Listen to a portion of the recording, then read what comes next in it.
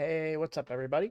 Roadblock here. So, as you can see, got kind of a new setup. I got a fancy green screen behind me that's gonna, make my image a little smaller and make me feel more comfortable keeping my face cam on so you don't see my family moving around in the background or anything like that.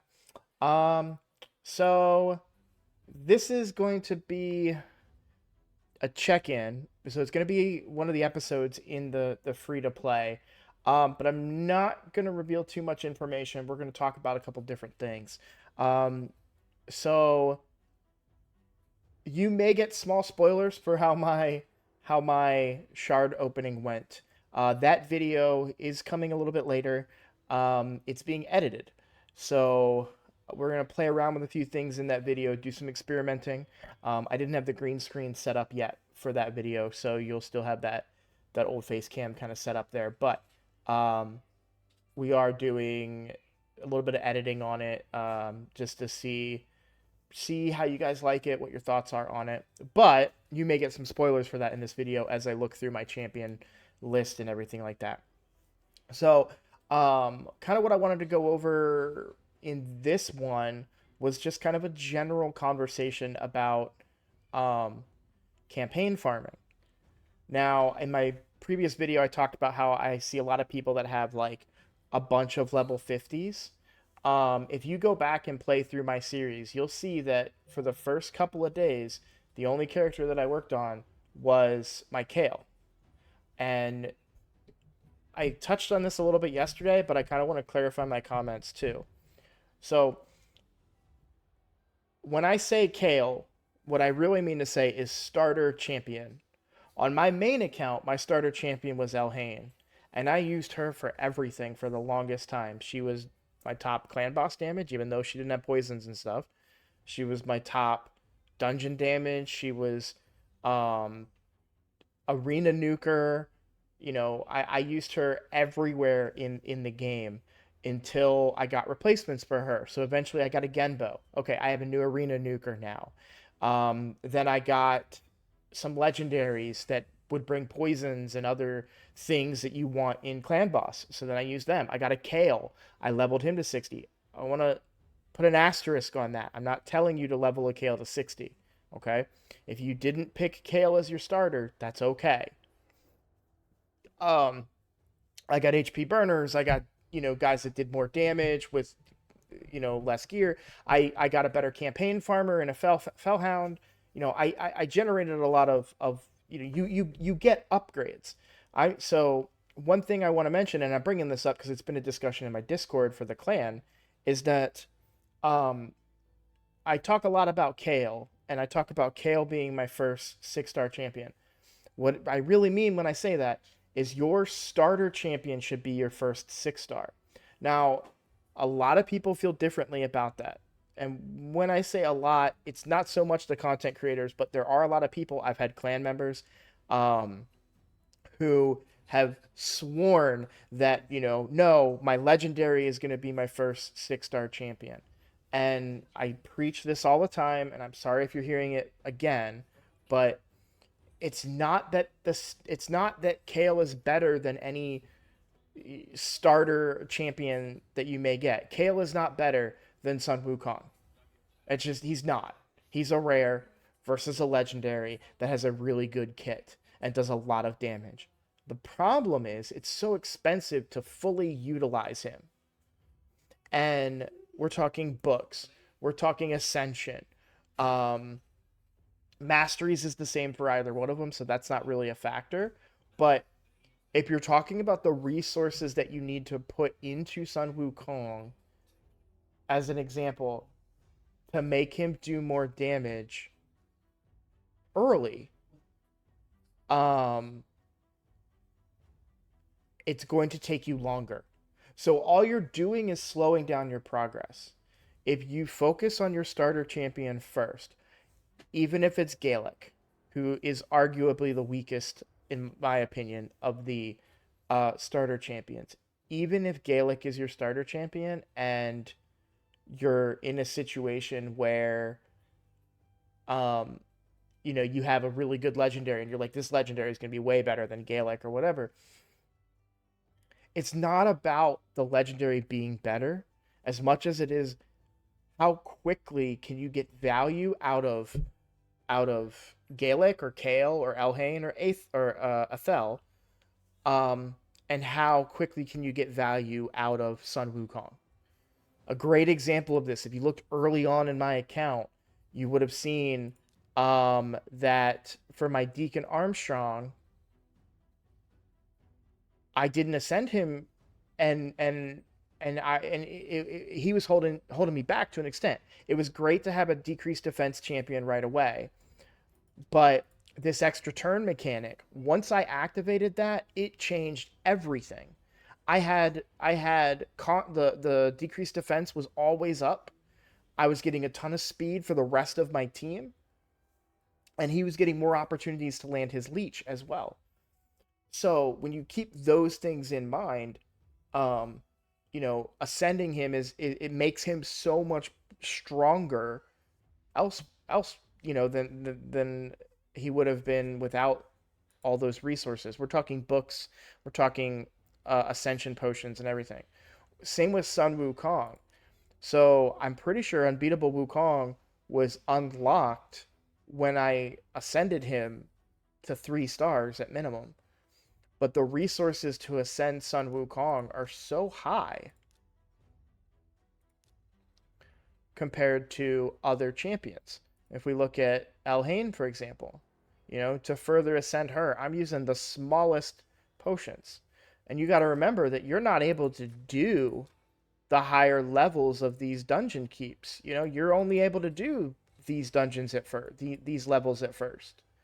So when you're talking about getting these huge resources for the epic that you could get at the start or the legendary that you get at the start, you just don't have as it just takes you longer to do it. So it feels maybe that like you're making progress because you have this really cool legendary that's 6 stars, but he's not booked, he's not ascended. And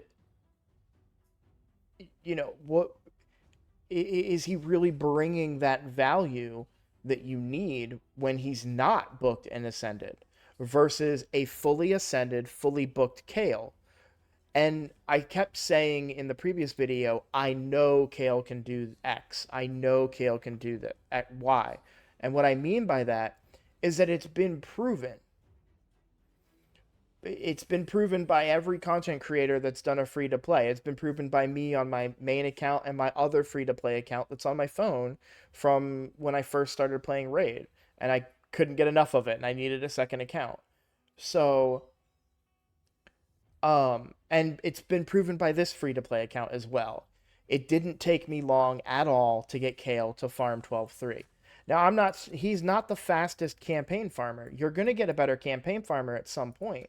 But until you do, Kale is a great focus. Here's a little bit of a spoiler, but and I'm not saying that Kale does it super quick. This is how fast my Kale is. Like we're not going crazy quick. We're probably going to be 20 seconds or so.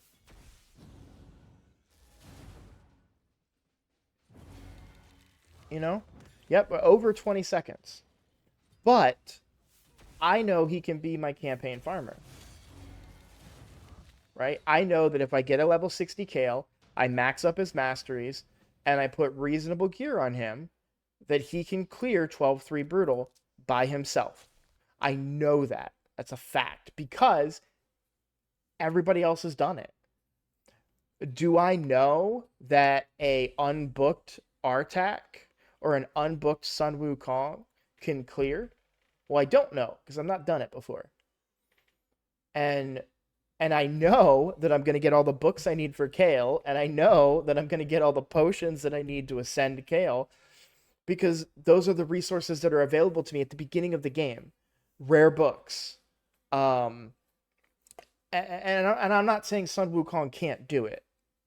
I literally just don't know. I've not tried it. And I'm sure someone will be in the comments and say, my Sun Wukong can clear and he's only two of 15 books or whatever it is. And like, I get that. That's not my argument.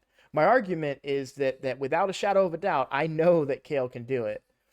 And also give me resources elsewhere in the game. And even versus Artak, Artak is an amazing champion. I do not have access to him on as a free character on this account, and I'm super saddened by that because he is so strong. If we were in an alternate unit, like if instead of Apothecary being my third uh 6 star, it would be Artak in a heartbeat. He's just that good, even unbooked, and he's probably going to be a great campaign farmer. For those of you playing, uh, even unbooked. But my point is that the resources that you would need are just still so much to get him to that point, and it's just easier to use those resources right away on your starter champion because they fill all those roles for you. They can be your PvP nuker, they can be your PvE damage dealer, they can farm masteries for you, they can farm campaign for you, they can do wave clear for you. Like we know what they can do. Eventually he's gonna get replaced. I don't use my Elhain on my main account anymore. I don't use my Kale on my main account that I 6 starred. I don't use my Soulbound Bowler that I 6 starred. I don't use my Apothecary that I 6 starred. You're gonna replace these champions at some point. Um, and if you're thinking long term, like, oh well, I don't want to waste resources on a champion that's not going to make it in the end game. Okay, but you're delaying how fast you're going to get into end game doing that because it's going to take you longer to rank up those champions. It's going to take you longer to book them out and get the full efficiency out of them that you would ideally want to get. Um, and so now the reason I always talk about Kale is the best starter champion in quotations because it's argued, there's the debate, but I think Kale is the best because he brings the big version of poison right away. Um, day one you can get the well, maybe not day one. I can't remember if it's behind an ascension wall or not, but he brings very strong poisons, which in turn are really good for clan boss overall damage. So that's why Kale is my starter choice. He's actually probably the weaker campaign farmer of the group, just because like Elhain, for example, has two guaranteed AoEs almost. Kale's poison AoE doesn't one shot anybody. Elhain can one shot two waves, use her A1 once, and then one shot a wave again. So Elhain is probably a slightly better campaign farmer, but for the grand scheme of things, Kale is the better choice. So I just wanted to comment on that. If you're a free to play player that's been playing for 2-3 months and you chose to level up your legendary champion first to 6 stars, that's okay. Do I think you should go back and level up a Kale or level up Elhain or Ethel or Galek? And, honestly, probably not. If you need a poison champion for Clan Boss, okay, maybe you need to get a Kale if you've got one. He's easier to get than a legendary or an epic that can do those jobs, right? But don't don't think that because I'm talking about my Kale being my campaign farmer that you have to go pull a bunch of ancient shards, get a Kale, build him up, and then make him your campaign farmer. That's not what I'm saying at all. There are better options for campaign farmers. Our Artak is one of them. Um, you know, ideally you'd want to get a Fellhound, but you also need to understand that when you pull a Fellhound, which I hope eventually you will, he's a void rare champion. His damage is based on decrease and attack, or based on defense and attack. Um, and you can build him pretty easily, relatively easily, we'll say that, to be able to campaign farm 12th Brutal by himself. However, it's there is a bit of a gear requirement to it.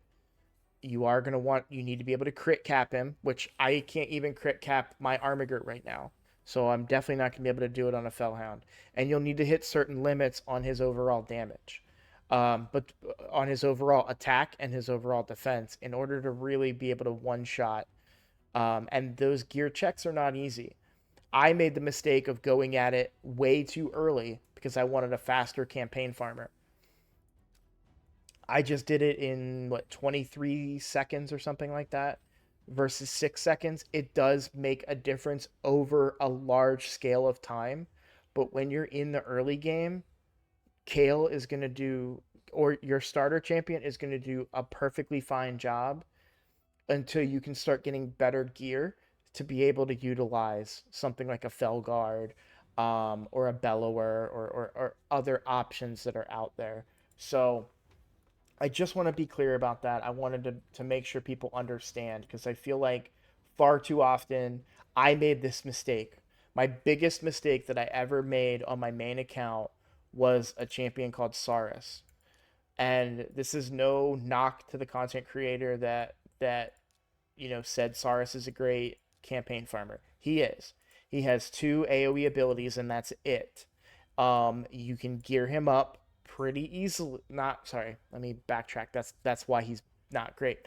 Um, you can get him pretty easily, is what I meant to say.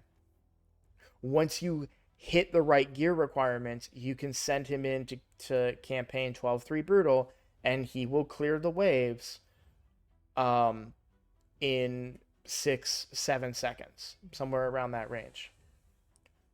Um, the the problem with Saurus is the gear requirement is very high, and they sometimes fail to mention that in their videos when they talk about him. I fell prey to that. I felt like I need a better campaign farmer than my Elhain, so that's what I'm going to do. I don't have anyone else to level right now. I'm going to go build a campaign farmer. And I had a Saurus because I think he's farmable. And so I took the Saurus, I leveled him up to 60, I put gear on him, and he died. And he died, and he died, and he died. And everything that I did and tried to do to make him do enough damage for me didn't work because I didn't have the gear to do it. Or rather, I didn't want to take the gear off of the important champions to do it.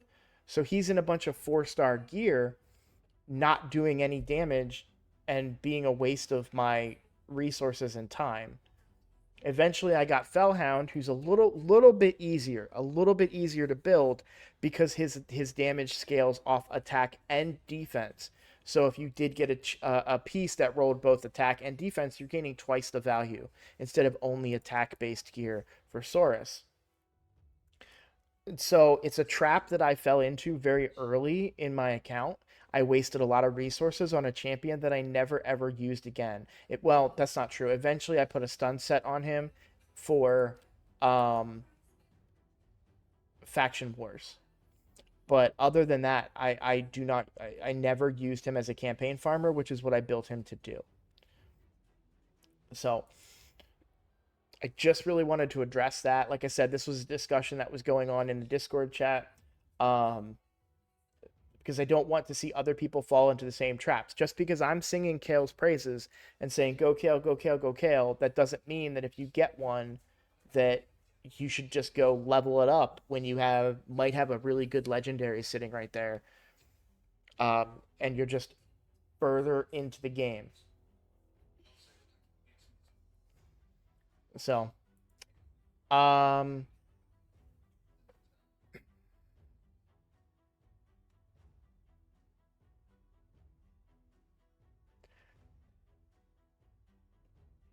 sorry about that. So, yeah. Um, I will still be pulling shards periodically throughout playing because I will gain a few more over the weekend. But and you'll see those in my videos upcoming. Like I said, the video will drop hopefully tonight with the edits for the shard pulling. Let me know how you let me know what you guys think of it. Give me your feedback on it. As far as what's going on the account, there's really nothing going on the account. I still haven't made up my mind about who my next 6-star is going to be because I was. You'll see. You'll see when you watch the shard pull video. I don't want to spoil it, and the only reason I'm doing that, I know there's probably a bunch of you watching right now that are like, I just tell me. I don't want to go. I don't want to go watch. You just want views for your other video. It's not that. It's not that at all. You guys voted and told me you love shard pulling videos, so I don't want to spoil it for the people that are excited to see the shard pulling video. So um, I hope that that answers some questions. I hope I made some clarifications about how I feel about the rare champions and why rare champion or your starter rare champion is the focus that I usually go with on my free to play accounts. They check all the boxes, and you can't always say that about the free starter legendaries that you get. And so, like for Sun Wukong, he's a good nuker, but he's not bringing poisons, right? He's not bringing HP burn. He's not bringing anything that really does damage to bosses. He's more of a nuker wave clear type champion. So all of those are important things to keep in mind. So, another note on that too. My recommendation: save up your 800 until 800. Use the gems on the gem mine first. Max that out first. That's your priority. By the time you're done maxing that out is around the time that you should be able to 6-star your Kale, and then you'll use the free brew that you get, the XP keg, and instantly make him 60. And then theoretically, you should be around where you need to be for gems in order to max out his masteries with the gems, and then he can be your gem farmer, or sorry, he can be your mastery farmer as well, doing Minotaur. If you don't want to spend gems on masteries. Now, so far, I've been just fine spending gems on masteries. Um, so, that's how I'm playing because it's just easier for me and convenient because I don't have to sit there and farm Minotaur over and over. But eventually I may fall behind there. I would really love to spend some gems on a few more ancient shards right now. So, there's arguments that can be had. All right, enough rambling. Thank you guys for watching. Thank you for all the support on the channel. Um, Let me know in the comments your thoughts about starter champions versus legendaries as your first 60. Let me know what you guys think of the new setup. If you like the fact that, you don't see my whole background and everything going on there, except for when my daughter comes and gives me a hug for no reason. But yeah, just wanted to address that. So thank you for watching. I'll see you on the next video.